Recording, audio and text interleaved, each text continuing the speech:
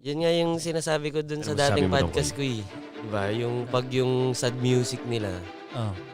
pag yung artist, nasa mode na siya ng ganun. Lalo pag yung mataas yung lipad, yung nag-boom na artist. Okay. Tapos once na nag-sad music yan, lalo pag nahaluan siya Artist na usapan to, hindi Oo. fan na. Artist.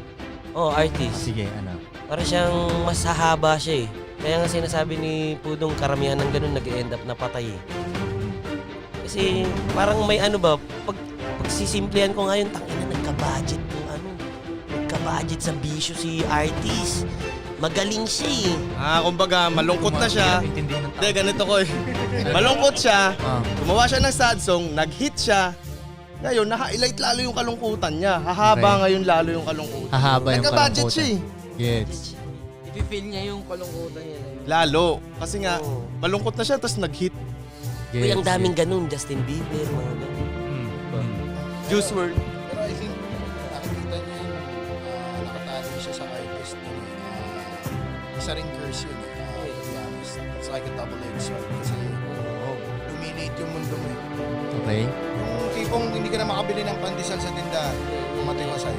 Yes, yes. May ganun eh. May ganun na kinakain sila. Kaya nakakalungkot din yun. Ano na sila, above normal na sila. Kasi na-reach na nila yung ano nila, parang higher being na nila. So parang ano na sila. So, hindi mo ma-expect si Michael Jackson pupunta sa sari-sari store. Bibili ng candy na tutumubi ng tao.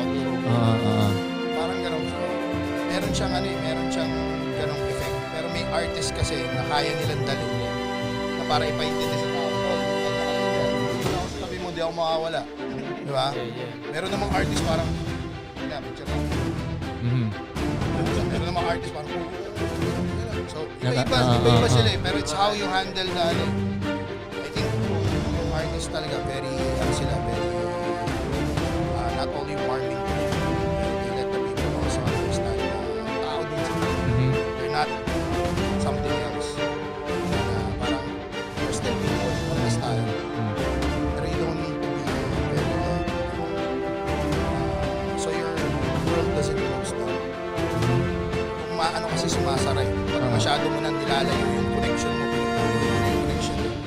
pag pinutol mo na yung connection, sumasaray mo mundo, lalo siyang sumisikip, lalo siyang lumiliit. So, meron kang mga galaw na hindi na nagagawa katulad yun.